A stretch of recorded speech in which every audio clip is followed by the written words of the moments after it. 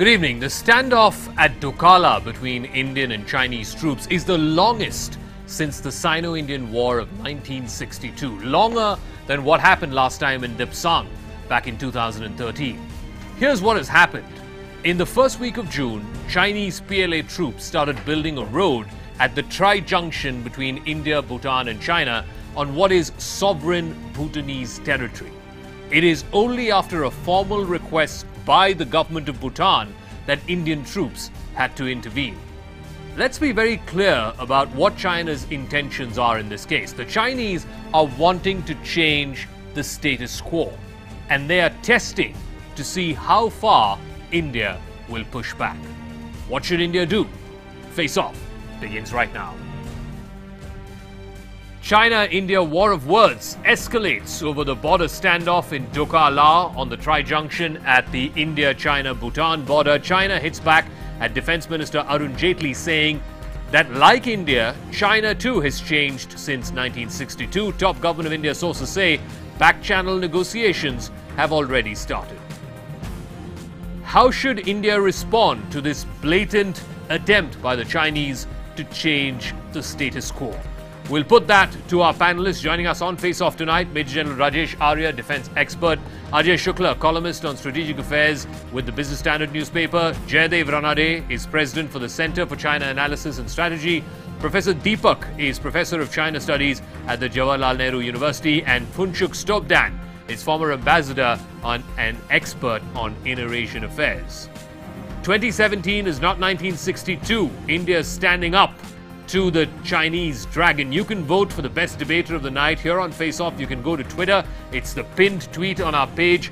You can decide who the best debater of the night is, whose arguments convinced you the most. And we'll have the final results at the end of the show. While that's our big focus, and we'll get to our debate in just a couple of minutes, here are the other headlines that we're tracking this Monday night on Face Off. Just days after the US designated him as a global terrorist, Hizbul Mujahideen chief Syed Salahuddin openly admits to Pakistan funding terror against India. Islamabad, though, continues to back him. The Pakistan Prime Minister's Foreign Affairs advisor Sartaj Aziz says they don't have to agree with every decision taken by America. Cooperation against terror, besides science and technology, development and space, are expected to top the agenda of Prime Minister Narendra Modi's three-day visit to Israel, which starts tomorrow. It's the first ever visit by an Indian Prime Minister, coming on the 25th anniversary of the establishment of diplomatic ties between New Delhi and Tel Aviv. Janata Dal United boss Nitish Kumar downplays reports of a rift in the Bihar Mahagathbandhan. He says he has no plans of joining hands with the BJP. He also adds that he's not angling for the Prime Minister's chair in 2019.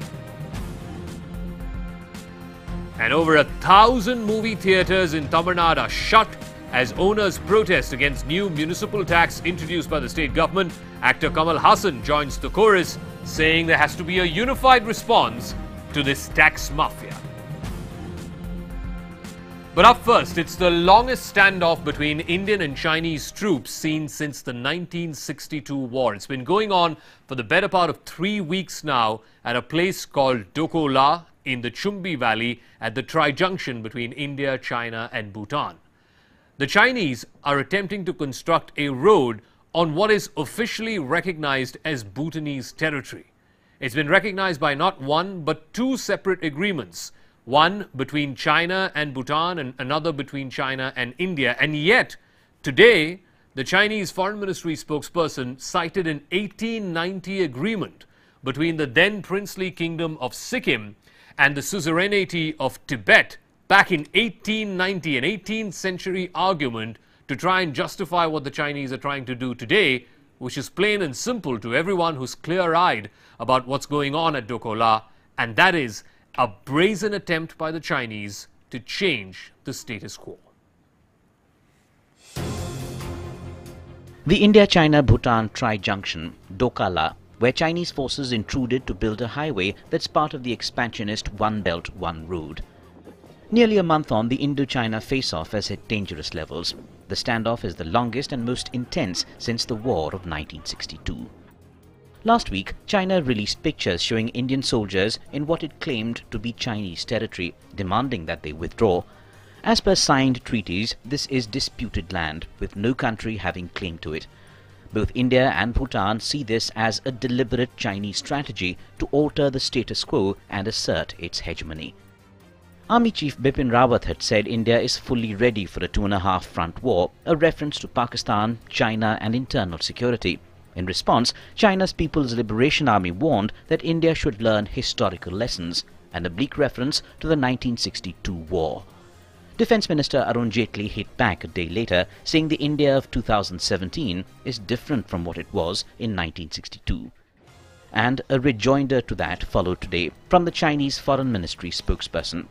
He is right in saying India in 2017 is different from 1962, just like China is also different, Zheng Shuang, Chinese Foreign Ministry spokesperson, said. On the ground too, the situation has taken a turn for the worse. From bulldozing 2 Indian bunkers to blocking the Nathula Pass, forcing India to suspend the Kailash Mansarovar pilgrimage through the route.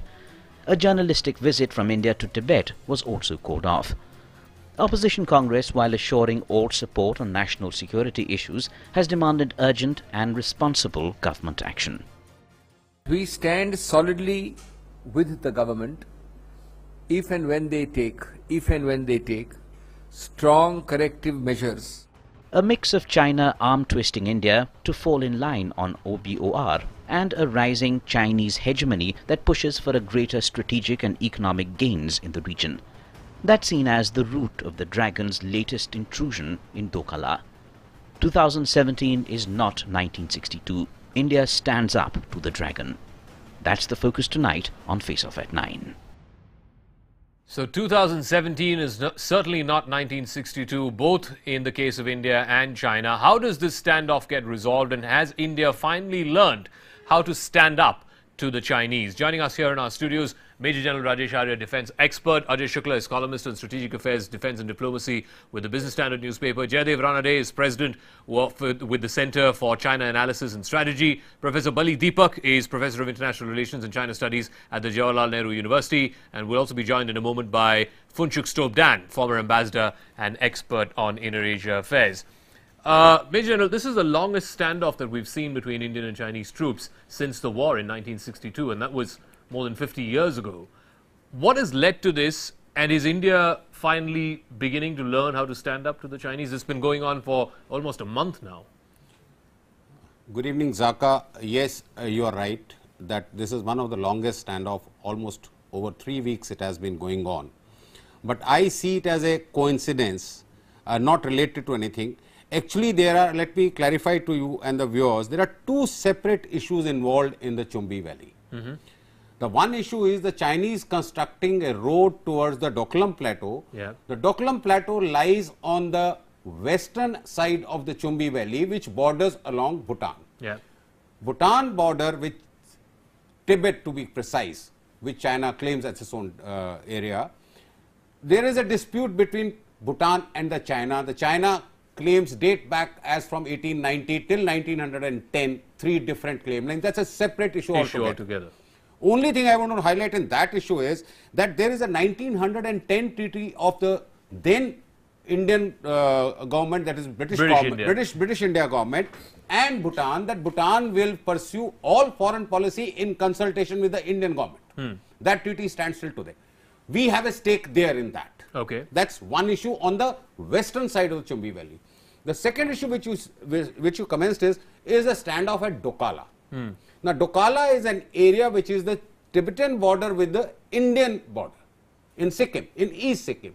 And this is also a very strategic position in Chumbi Valley, because from here, if there is any standoff, it affects our strategic area of Siliguri corridor. Doklam is the southernmost pass on the Indo-China border, which is closest to the Siliguri, or I would call it Bengal. So it is strategically very, it is not a traditional pass where any trade takes place or any movement takes place. North of it is Jelepla and Nathula, which are normal traditional old routes of crossing over to Tibet. So these are 2 different issues. Now there is a Bhutanese standoff, Chinese standoff with the Bhutanese, where whatever Bhutanese do it, they have to consult us because we have a treaty on that. This is a standoff in Doklam with Indian troops. Now, that border is a McMahon line, which is a final line agreed in about 1940, which China sometimes... But the Chinese say they don't recognize the McMahon line. They don't recognize one. But remember that Chinese in 1962 withdrew back to McMahon line only. That's so true. de facto the Chinese No, recognize... because today Jaidev Ranade, the Chinese Foreign Ministry spokesperson, said two things. One, he took on Arun Jaitley's comment of India is not the India of 1962. The India of 2017 is very different from what it was 50 years ago. He said China, same's the case with China. And more importantly, he cited this 1890 agreement between the then princely kingdom of Sikkim and the suzerainty of Tibet, saying that even as far back as 1890, this was Chinese territory. How do you respond to that?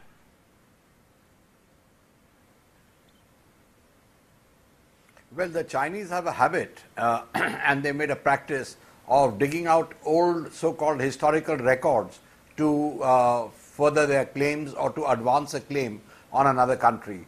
And that's what they've done now. The point is, when China's own suzerainty over Tibet was under question, how can they come out and pull out this treaty now? Secondly, as far as the today's situation is concerned, Bhutan and India have an agreement. They have a treaty way back, and that is when Pandit Nehru said, he was our Prime Minister at that time, that any aggression on Bhutan will be treated like an aggression in India. Yes. That treaty remains.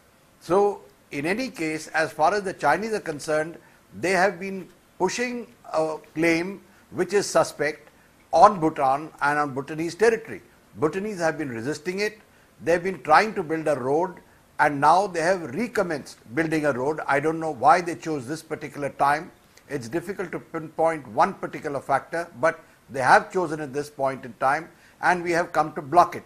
I wouldn't be surprised if the Chinese were not anticipating this response, because don't forget, the Chinese have made an assessment that India lacks the political will at the leadership level and the popular level to really resist China on such matters. So we have taken a stand, I think let me just play out. Let me just play out the sequence of events at this standoff that's been going on at Doklam for close to 4 weeks now. In the first week of June, China attempts to build this road southwards from the Tibetan side all the way down to the Tri-Junction, south of the Tri-Junction. On 4th and 5th of June, the Indian troops retaliate against this after a request is formally made by the Bhutanese government. On the 8th, additional troops move in. There's a scuffle between soldiers of both armies. On the 20th of June, senior army officers on both sides, after two previous failed attempts and two requests by India to hold flag meetings, they hold a flag meeting on the 20th after two failed attempts. On the 23rd, China unilaterally decides to block the Nathula Pass and stop the Kailash Mansarovar Yatra. On the 28th, the Indian Army chief visits Sikkim. On the 29th, the very next day, China releases a map showing Doklam is in its territory. It tests a 35-ton military tank close to the Nathula border.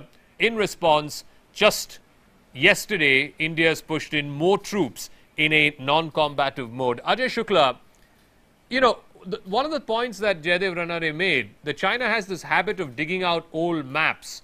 You know, today they cited this 1890 agreement.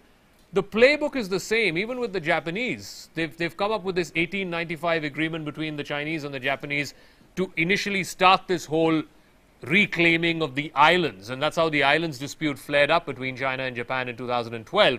Do you see a similar operation here? At least the same playbook is being followed in this case as well, except it has a third country involved, which is Bhutan.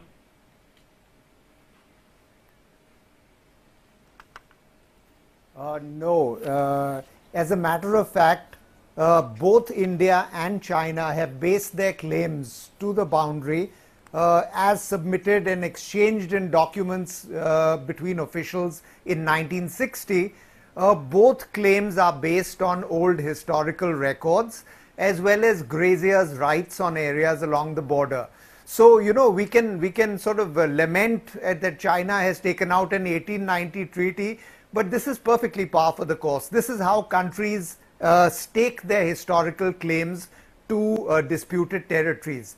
Now, you know, it's very easy to sort of sit here and do China bashing and make out that China is this aggressor country. But let's remember, India and China have 135,000 square kilometers in dispute between them. Both countries have submitted cases laying claim to the boundary. Both have merits and demerits in their case, and eventually we will hopefully reach a settlement based on give and take between the two. But if we pretend in the meanwhile that China has no claim over any of this area and India's claim is completely justified for every square inch of land that it is claiming, then we are deluding ourselves and we are missing out on the opportunity to actually build a tactical picture. Ajay, let's list out a couple of things. One, I don't know why the Chinese would bring in, and the Chinese brought in, an 1890 agreement in the 21st century. There have been other agreements that have been signed between India and China as well as between India and Bhutan, which I would imagine override an 1890 agreement, number one. Number two is, why would they choose this area? Why would they choose this area? We have seen attacks in Dipsang. Zakka, our entire claim over the Zakka, our entire claim on the entire frontier between Arunachal Pradesh and Tibet is based on the 1914 Simla Convention. Now, are you saying it's okay to have a cite a treaty of 1914 but not one on 1819? So what is your cutoff here? Is it 1900 or is it 1910 when it suddenly becomes okay to cite a treaty? Let's not get self-delusional. Hang on. Let me just lay down where the Chinese are getting this wrong. On the one hand, they refuse to accept this 1914 agreement. They refuse to accept the McMahon line, saying, you know, that did not happen. That did not happen under the PRC. That happened between the suzerainty of Tibet and between British India. At the same time, Major General, they want to cite this 1890 agreement, which was again signed by the then princely kingdom of Sikkim and British India. I mean, they can't have it both ways. No, Major General. Zakka, I tend to slightly disagree with Ajay on one issue. Are you aware that the 1914 agreement was not signed by China?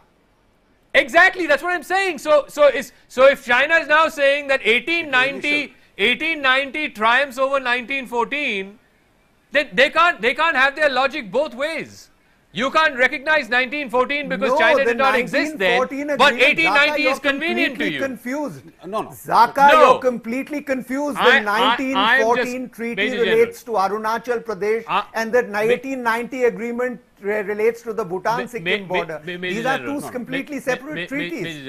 No. Shimla Conference did take into account the entire Tibet border with India. Yeah. Right? The Chinese did not sign it because we were dealing with Tibet, because even the Chinese sovereignty over Tibet was in question. Exactly. And similarly, when and today they are citing an 1890 agreement between Tibet and Sikkim. But Zakka, let me tell you one thing is that when you take a historical account, even today I have been number of times to Dokala. Maybe about 25 years back. Situation has not changed even now. There are claim lines. Both of us agree to those claim lines. Zakka, 1 second. Let's at least get the facts right here. Let him just finish. 30 seconds. Let him just finish. 30 seconds. I'll just finish. See, both of us, that is the India and the China, on this Indo-Tibet border have a different perception of the existing line. Fair enough. And this is a recurring process since 1962. We say this is the border, they say this is the border, and there are regular patrolling in these areas. There is always a standoff for a day or two, and then we withdraw back. Okay, not only like this time. What is different? My point is simply this, and if Ajay, if you permit, Professor Deepak has been waiting for a long time, so let me get him in as well, and then I'll come straight back to you right after that. My limited point is this: on the one hand, the Chinese cannot say, we will not recognize 1914 because we were never party to that agreement. Therefore, we will not recognize the McMahon line. But that same Tibet signed this 1890 agreement, and that's okay with us. Professor Deepak, my limited point is this duplicity, this double standard. That's all.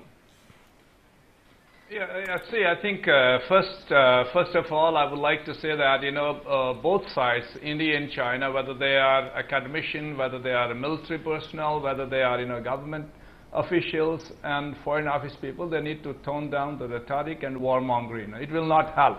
It will not help to resolve the problem. But at the same time, we're not to get scared of the Chinese psychological warfare. This is total psychological warfare.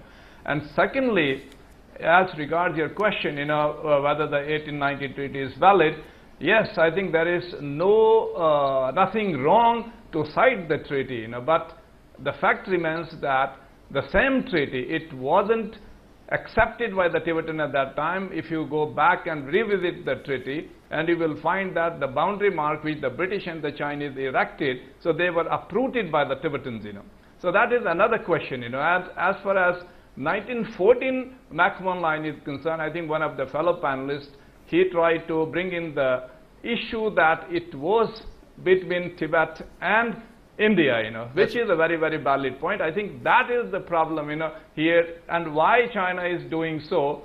One, because it is extremely frustrated, with Bhutan, because after 24 rounds of negotiation, it has got nothing in its favor, They wanted to exchange the western Bhutan, in lieu of northern and eastern Bhutan, and which according to China is around 3,900 square kilometers of land, and this Doklam area, or which China called it Tonglang, is just, 600 square kilometers.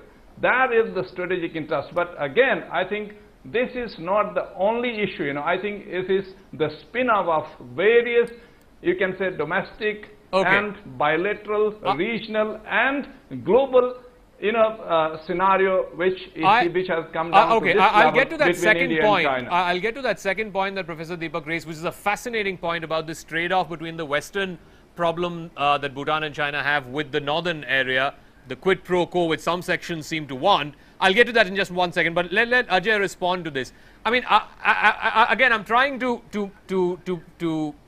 put the issue on the table, and that is, the Chinese can't have on the one hand this 1890 agreement between Tibet and Sikkim and say that this is sacrosanct and we stick to this, and at the same time say that same Tibet which inked the 1914 agreement with British India, that we cannot recognize.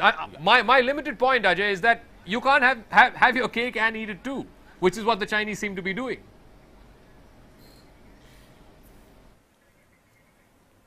Listen, at least get the facts right, Zakka. The 1890 treaty was not between Tibet and Sikkim. It was between China and Sikkim. So, that is a completely different treaty which China signed, which China holds to, and China says we are standing by the treaty because we signed it. The 1914 Simla Convention was not signed by China. China refused to do it. It backed off at that stage. It has backed off at every stage historically. And China, in at least theoretical argument, has a locus standi where it can say it can dissociate itself from that treaty. Get the facts right, for God's sake. No. They are two completely different treaties signed by different sets of people. I'm quoting what the Chinese Foreign Ministry spokesperson today said, and Ambassador Stobdan's also coming into this discussion, so you can correct me if I'm wrong on this. My only limited point is this, that today the Foreign Ministry spokesperson, I think this is the second time he's done that in the last week, cited this agreement, this 1890 agreement, which according to the Chinese overrides all other agreements that have been signed either between India and Bhutan or between China and India as far as this tri-junction is concerned. And yet at the same time, they do not recognize the McMahon line, saying that they were not party, that it was signed between Tibet and then British India, that the Chinese were not party to it. But they're okay with this 1890 because they're okay with the 1890 agreement. I'm not disputing the fact that they were not party to it. I'm disputing the fact that they are choosing the Chinese what is convenient to them, and they're choosing what is not convenient to India. Yes. My problem is not whether they were party or not. It's this selective approach, selective application, that's the problem. Ambassador Stobdan, welcome to the debate. Your opening comments on this. Is it a fair assessment to say that the Chinese are choosing two different yardsticks with two different agreements?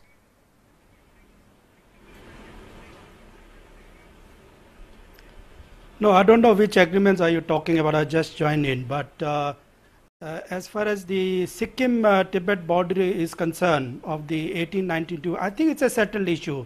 There is no dispute about this issue. There is a dispute in the eastern sector and the western sector, but in the Sikkim sector, both sides agree that this was a settled problem. The only thing is there are certain delineation problem, alignment problem. Demarcation has been done, but certain element, the exact point where the boundary, the pillar should lie, that is the problem. And I think for that, both sides have been talking to each other, having dialogue since 2012. And I think both sides also agreed that pending a final resolution about the alignment problem, we should keep the status quo. So why has this flared up? Why do you believe this is flared up now? No, Ambassador Stobdan, why have they chosen to flare this up now? What are the Chinese getting at? Flared it up because, no, this has been flared up because of the road construction on the Bhutanese territory. Yes. Now the point here is, what are the Bhutanese saying about this? They issued a statement. It's a very, very mild statement. It's not a very confrontationist kind of a statement. They are saying that please keep the status quo of 1956. Apart from that, and that also for the Bhutanese, it took more than 300 hours, 13 days for the Bhutanese government to issue a small note, which is also very rare. And on the basis of that, our government also reacted with an issue. Therefore, we really don't know the full details. Something is being goofed up here. I don't know who is hiding what. Okay. But the problem here is that if the Chinese have come out with a new map saying that the tri-junction is here, then we have to verify whether tri-junction is there or not. No, so the issue is not the tri-junction, issue is about the road construction. The issue is certainly about the road construction. What I was trying to get at is why has this issue flared up now in a way that we haven't seen in the last 20, 30, 40 years? No. Zakka, I tend to agree with Professor Deepak. What he said is, which is Chinese claim, any extra claim on the Bhutanese territory is a strategic threat to India. It is a question of, it tantamounts to getting more space in the Chumbi Valley. And by Chinese getting little more space in the Chumbi Valley, it increases the threat perception to the Indian territory. That is what the 1910 treaty says Bhutanese cannot accept that type of this. So that question of trade-off in the western Bhutan and the eastern Bhutan is not in favor of India, and that is what I've heard this from 2-3 people. I'll get to Ambassador Stobdan as well in a moment. But Jaydev Ranade, if as Professor Deepak said, that there are sections in the Bhutanese government, certainly in Bhutanese academic circles, in the think tank community, who are okay with this quid pro quo, as it were, that if they were to give the western side, which is the Chumbi Valley side, and which is a much smaller area, about 600 square kilometers, as Professor Deepak said, in lieu of getting the northern side, which is a much larger area, would that be something that's acceptable to India, or would India have to fight tooth? And is that what essentially this current standoff is all about?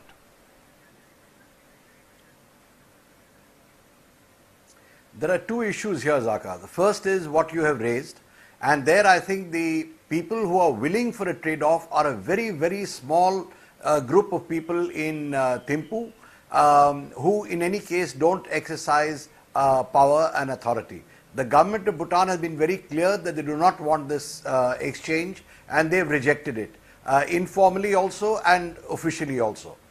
What I would like to point out are two things here, as I said. First, I feel that the entire situation has actually, the thrust is on India. If we look at the Chinese media, there are 4 main points that they've made. First, India's growing proximity to the US, which they object to. Second, that we have that they've introduced the issue of the Dalai Lama.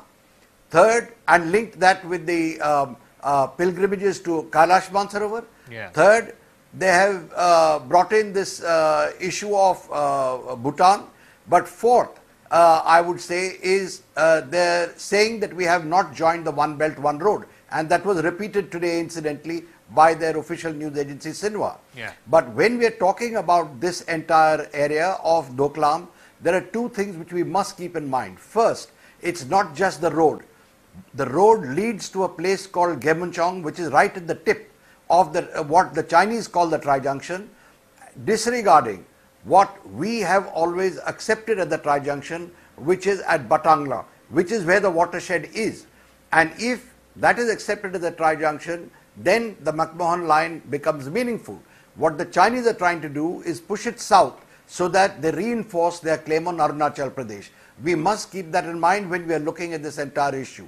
Okay. The other factor is the, of course, the tactical advantages that China gets by constructing the road or by pushing their forces down and threatening our Siliguri corridor. So I think these are the bigger issues that are there. Bhutan is very briefly mentioned in the Chinese rhetoric, the media rhetoric, which has been going on. It's all about India, and I think that's a great point. Why would Xinhua put out not one, I think two commentary pieces, Professor Deepak, saying that this is basically linked to India boycotting One Belt, One Road, and that India must be on board this Belt and Road initiative? Would you link the standoff with India boycotting the OBOR forum that happened last in May in Beijing?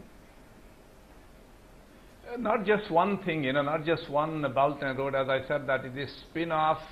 It is building on, since 2000, you can say 2015, 16, when the bilateral relations they touched the Nadir, and politically, we are at the very weakest, you can say, relationship so far in these recent years.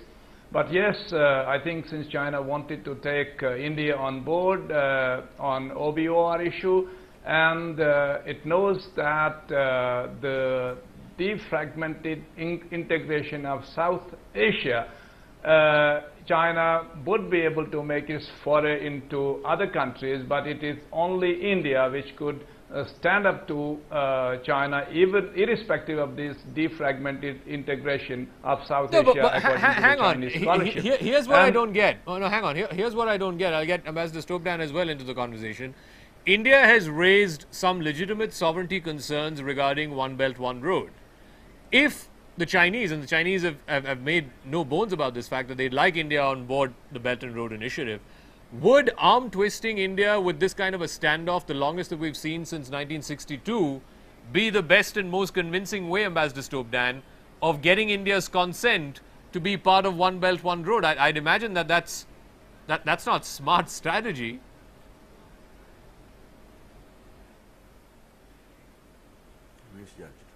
I think these are just parts of the rhetoric which is being played on the both sides. The BRI issue has been raised by, I think, some of the Chinese media people. That's right. But the factual point here is that when in 2015, when the Chinese allowed the Indian pilgrimage through a corridor via Nathula to Mount Kailash, the idea from the Chinese perspective was that we will open Nathula for tourism and trade. Under the BRI or under the BCIM, these are the kind of literature that is available now from the Chinese side. Well, this has not happened.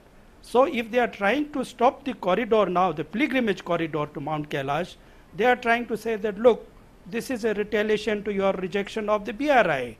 But otherwise, I don't see this is directly having any correlationship with the Belt and Road and this Chumbi Valley incident. Ajay Shukla, but certainly, how does cancelling the Mansarovar Yatra, how does cancelling the Mansarovar Yatra, Ajay Shukla, help either scale down the rhetoric on either side, or even get India to a conciliatory position, whether it's on BRI or even at this on this current standoff in Doklam?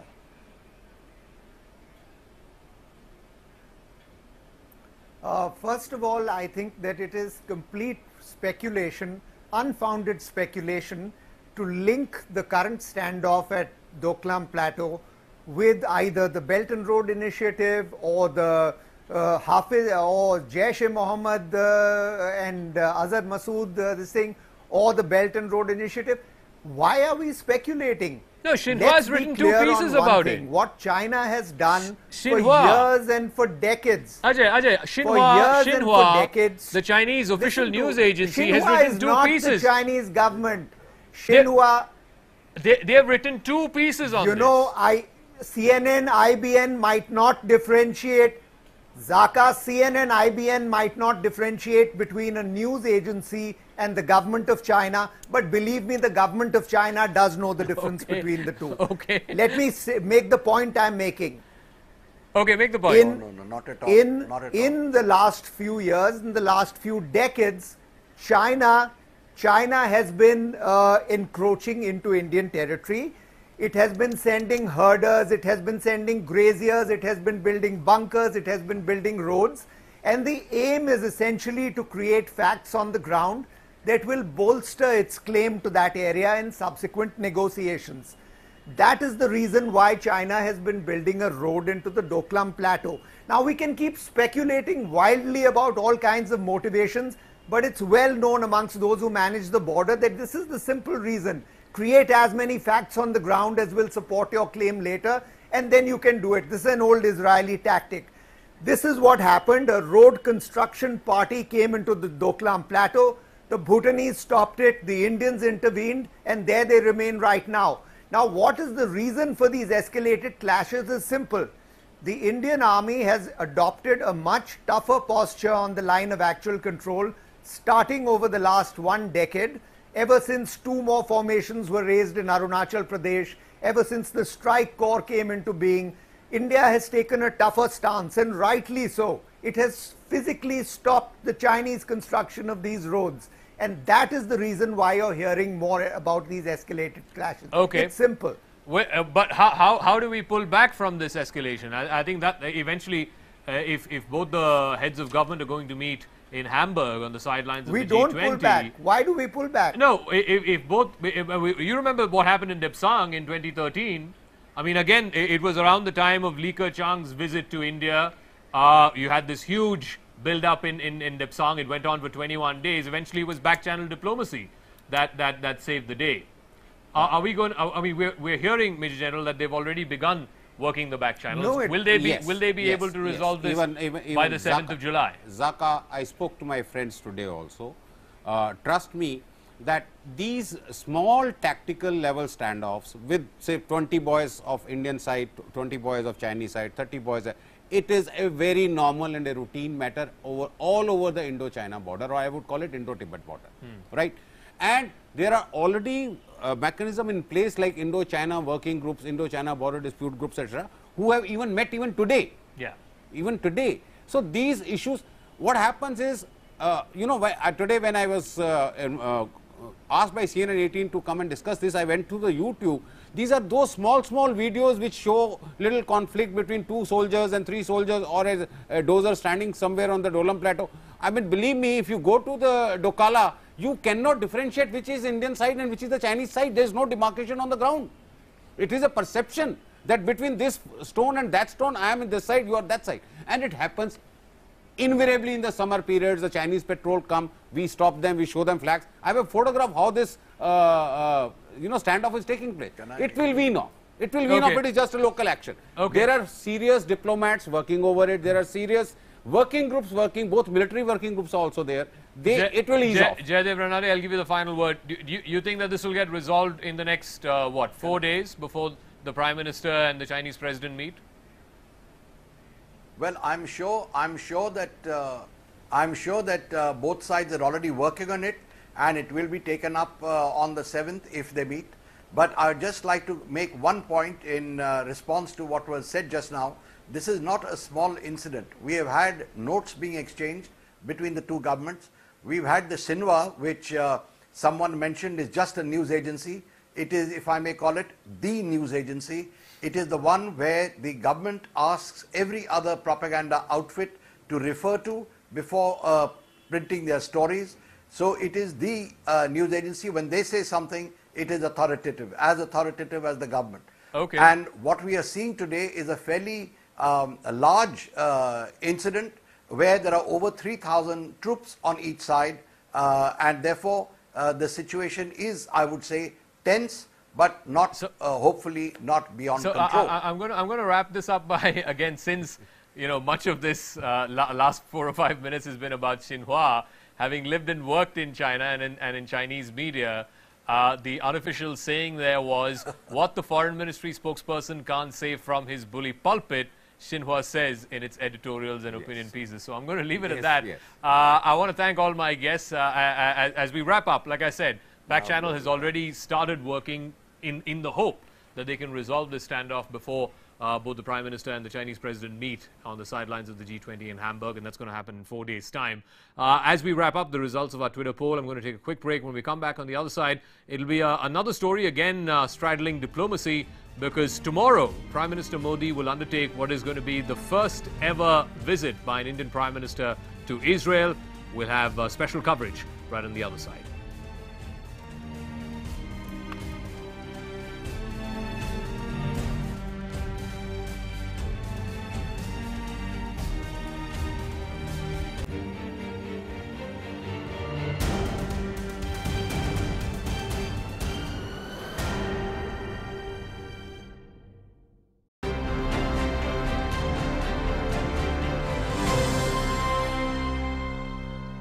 Welcome back. Starting tomorrow, Prime Minister Narendra Modi will make the first ever visit to Israel by an Indian Prime Minister. With this historic visit, India is looking to shed inhibitions that it had pursuing diplomatic ties with Israel, because it was always afraid, in the past at least, of offending Palestinian Authority and its benefactors in the Arab world, or even its big benefactor in Iran. India has traditionally been very cautious, churlish even, in its dealings with Israel, partly because of this wariness of upsetting Arab countries. But ever since Mr. Modi came to power, he's underscored what is already a thriving military relationship. Remember, Israel is India's third largest supplier of defense equipments after the United States and Russia. He's underscored this thriving military relationship, expanded this into a lot more other areas including agriculture, water management, science and technology, education, medicine. He will hold 3 days of talks with his Israeli counterpart Benjamin Netanyahu. He will visit the War Memorial to pay tributes to the survivors and those who were killed in the Holocaust. He will also visit a war museum to pay tributes to the Indian soldiers who were killed in the liberation of Haifa back in 1918.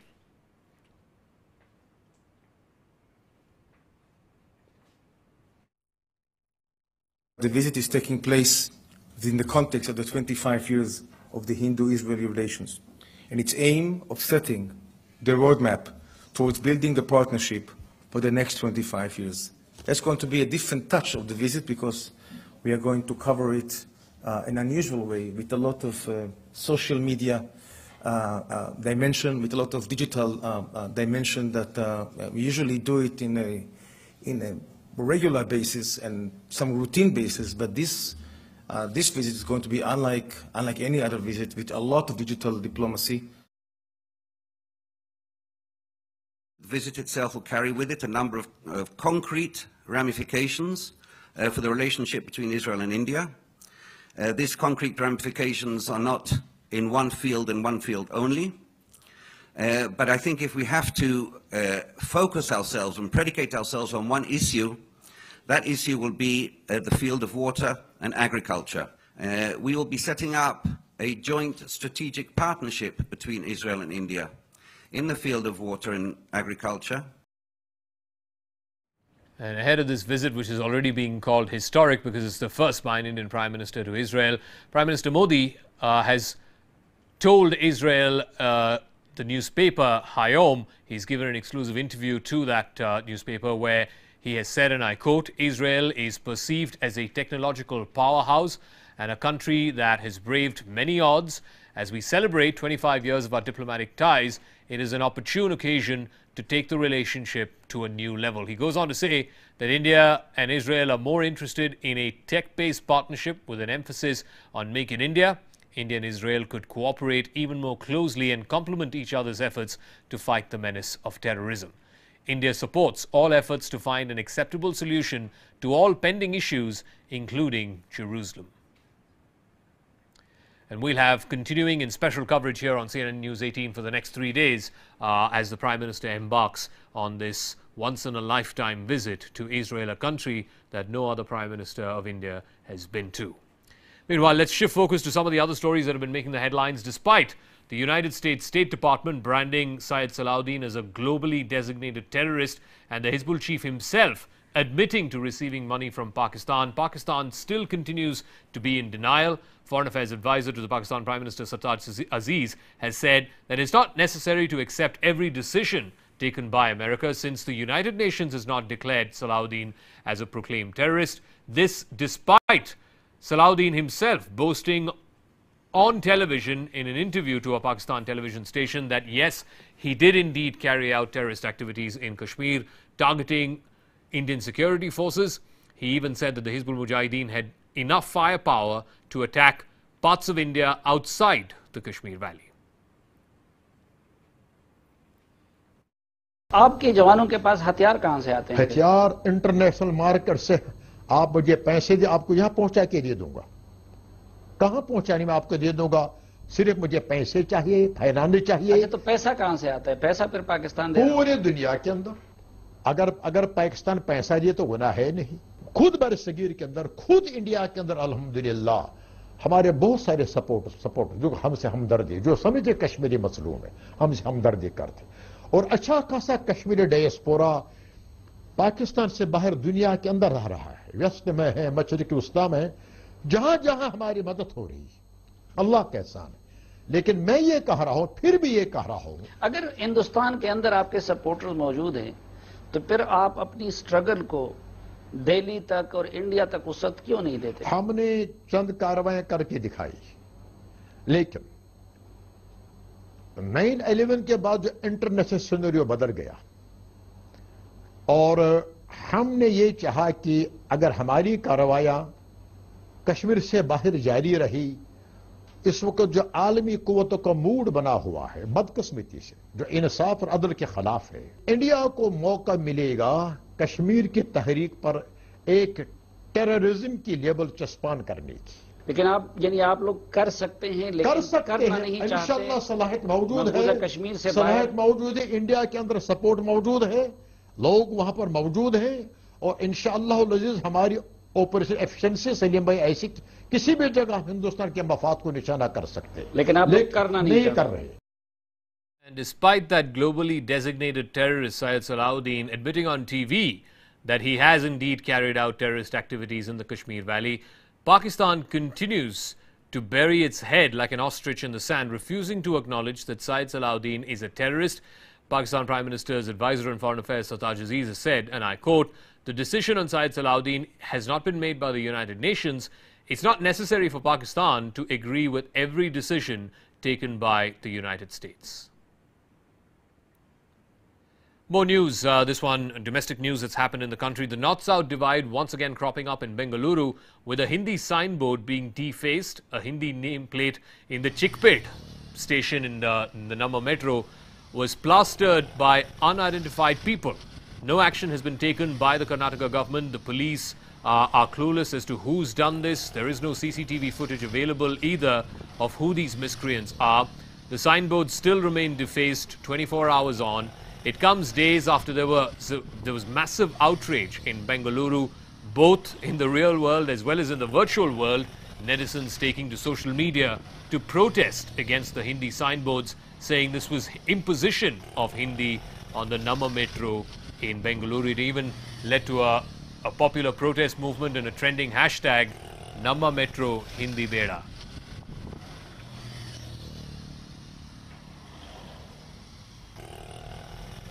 Well, the state government, in fact, the metro also has not answered any such thing, but the actions speak more than the words. In fact, if there was any stance taken by the central government or the metro officials, the name would have not been covered by today. In fact, more than 24 hours, the name would be, in fact, the closed letters would be available for the public to view, but right now it still remains closed. That speaks a lot as to what the stance of the metro is. I think even they are in support of the protesters and the requests saying that the Hindi language should not be imposed. If not, these letters definitely would have been removed. You can clearly say that there are 2 security guards from the metro here and the police officials, but still there's no action being taken here. The metro officials are in, they know, are in the view of, are in the know of what has exactly happened. In fact, in Chickpeta station itself, it's not just this board. There's another entry, another gate. Even that gate, the letters have been covered with some cloth and some tape. So clearly says that the metro officials are in the know, but no action has been taken on ground yet. And finally, in Tamil Nadu, there's bad news for those who want to watch a movie. Theatre owners are on an indefinite strike starting today to protest against the new municipal tax that's been introduced by the Tamil Nadu government. 1,100 theatres are shut across the state as theatre owners demand a rollback of the new municipal tax of 30%. That is in addition to GST. They say this will increase the burden on producers and distributors.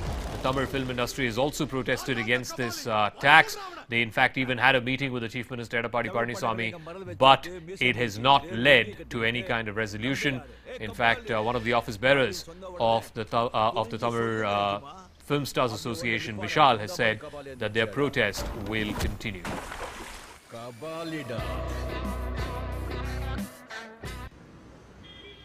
Tax, we are welcoming this GST, but suddenly we have come to know that on Friday evening the government of Tamil Nadu has passed on legislation that local taxes will continue, that is 30%. So we had to pay 30 plus 28, 58% on the gross collections to the government. It is not possible for us to run the theatres. Now after GST has come into force, we are accepting the 18% and 28%, but we are not accepting the local tax which the government of Tamil Nadu is going to charge. And there are some big movies slated for release over the next few weeks and months, including the biggest one in October, Rajnikant's 2.0. We'll see if this story gets resolved by then. In case you want to check out that story or anything else you've missed on this broadcast, you can go to our website. It's news18.com. From me, Zakka Jacob, and the rest of the team, thanks for your time. On the other side, Viewpoint with Bhupendra Chaubey.